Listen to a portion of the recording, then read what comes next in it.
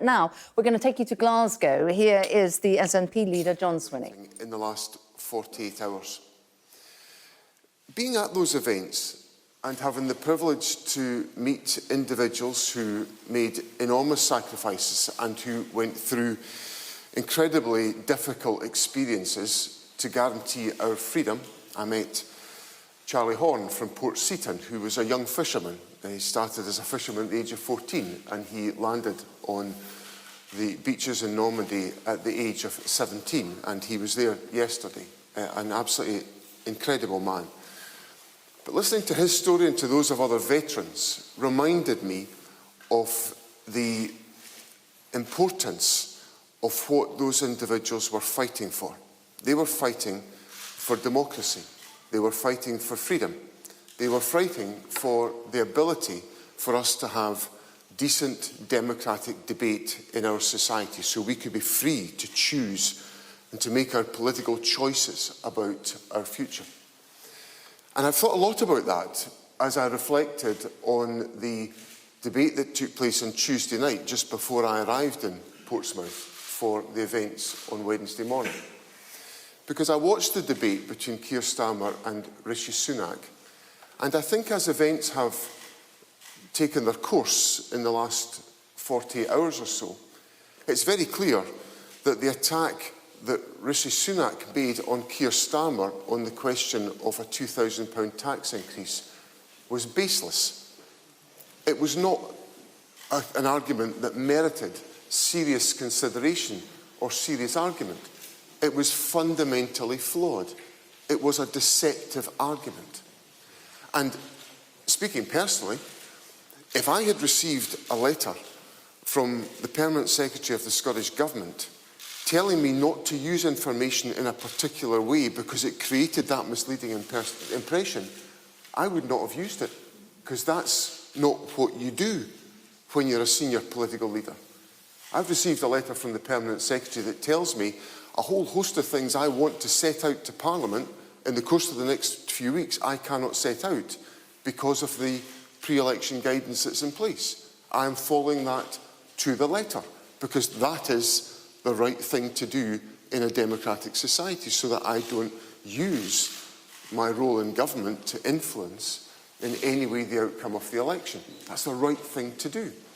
Rishi Sunak ignored that advice in the full knowledge of what the Permanent Secretary at the Treasury had said. Now, I make this point to make a deadly serious argument that this election has got to be conducted on substance. It has got to be conducted on the reality of the choices that we face and the reality of the situation that is in front of us. So that's what I want to do today. I want to make it abundantly clear that I think the attack that was levelled by Rishi Sunak was completely and utterly inappropriate in that debate. And it risks devaluing the debate that we are having, the debate that is made possible because we live in a democratic society where we can exercise choice. So for me, the real issue in this election campaign, the real fault line, the real issue that matters in communities like Springburn, where we are today, is the issue about public spending and what is going to be the impact of this election on public expenditure. Earlier this week, the director of the Institute for Fiscal Studies, Paul Johnson, who I think all of us would accept is a distinguished independent figure in the commentary about the public finances of the United Kingdom, said this: neither party, and I'm quoting from Paul Johnson here, neither party, it's the Labour and Conservative Party, is really addressing the big problems that they'll face if they win the election. The numbers that we've got from the Chancellor, which the Labour Party have not demurred from at all, imply big spending cuts over the next 5 years, unless there are big tax rises or the parties break their promises on getting the national debt down. But they don't want to talk about that, because if they talk about it, they have to talk about where those spending cuts are going to come from. Neither of them want to do that. And that is the fundamentally dangerous position that we find ourselves in today. Because in my role as First Minister, I can see the enormous pressure that there is on the public finances and on public services. I passionately want to make sure that our National Health Service can meet the expectations of every one of our citizens in our country, as Amy has so powerfully explained in her introduction to me this morning. The National Health Service has got to meet the needs of individuals. Our schools have got to make sure that our young people have the best start in life. We must ensure that our colleges and universities are able to educate our student population to be skilled for the future, to be able to take forward the innovations of tomorrow. We've got to ensure that the housing stock of our country is replenished and strengthened to meet the needs of the population. These are all the necessary choices in public expenditure.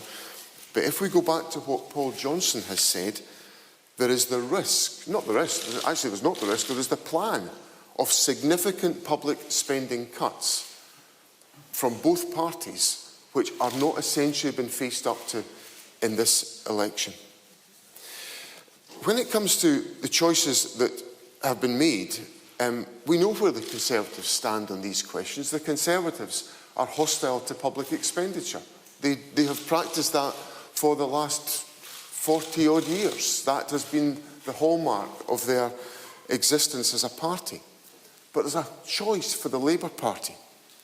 And the difficulty, again in the words of the Institute for Fiscal Studies, are pointed out in this fashion.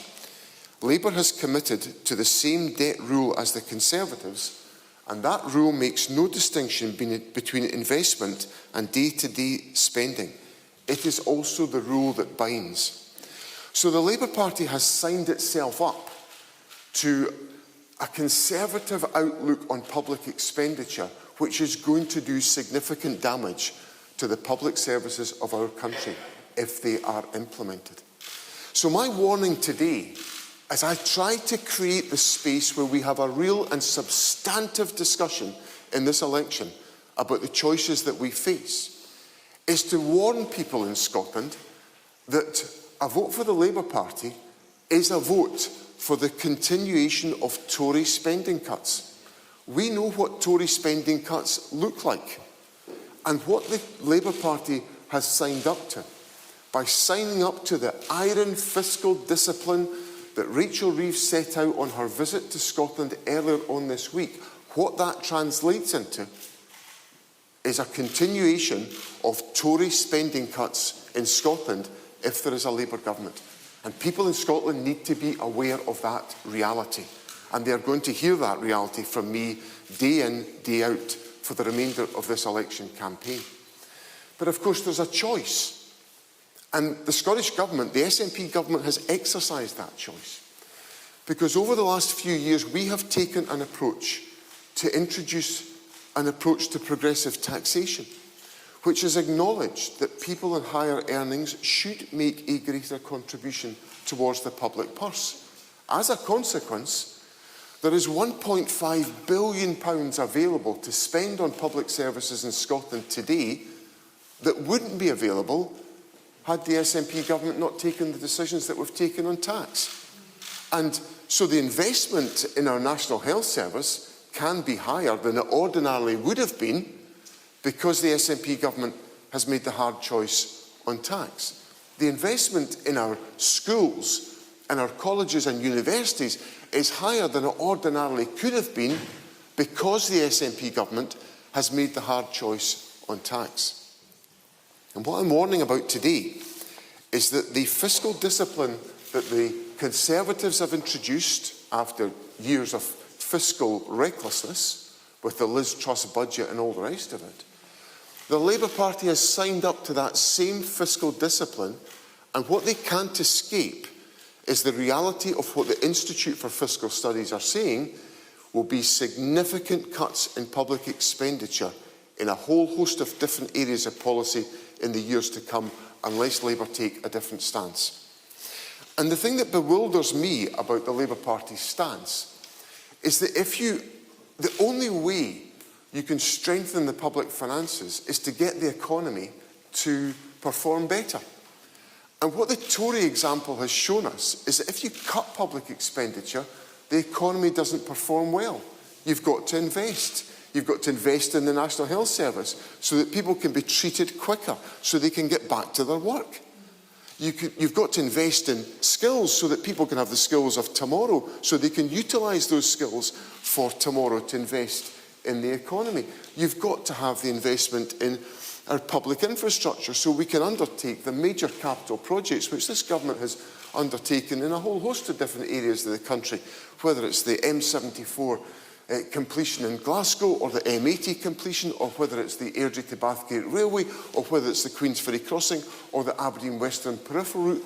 All these major infrastructure projects that have fuelled the economy, that's come from public investment, but that is going to be cut and restricted because of the stance being taken by the Labour Party. Now, my only explanation of that is that people in the Labour Party must be so terrified of scaring off Tory voters in England that they are adopting the same approach to public policy as the Conservatives. Well, in Scotland, that's not on. We don't want that here in Scotland, because what we want in Scotland is investment to boost our economy. So there is a simple choice emerging in the course of this election campaign, which will be central to the argument the Scottish National Party puts forward in the weeks to come, is that if you vote Labour in Scotland, you're voting for spending cuts. If you vote SNP, you're voting for investment. If you vote Labour in Scotland, you're voting for spending cuts. If you vote SNP, you're voting to invest in the future of Scotland. You are voting to put the interests of Scotland first. So in this election, we've got a very big decision to make. It's becoming ever more clear that it's all over for the Conservative Party. And if it wasn't all over before the Prime Minister's foolish decision to turn his back on the D-Day commemorations and return home to perpetuate the baseless claim he made on Tuesday in the television debate, it certainly is over now. So in this election, people in Scotland have got to think long and hard about whether they want to vote for a Labour Party that will deliver Tory spending cuts, or do they want to vote for the Scottish National Party that will invest in the future of Scotland and put Scotland's interests first. That is the appeal I make to people in Scotland today. This is our chance to vote SNP to put Scotland's interests and Scotland's National Health Service first. This is an opportunity for people to vote SNP for a future made in Scotland for Scotland. Thank you very much.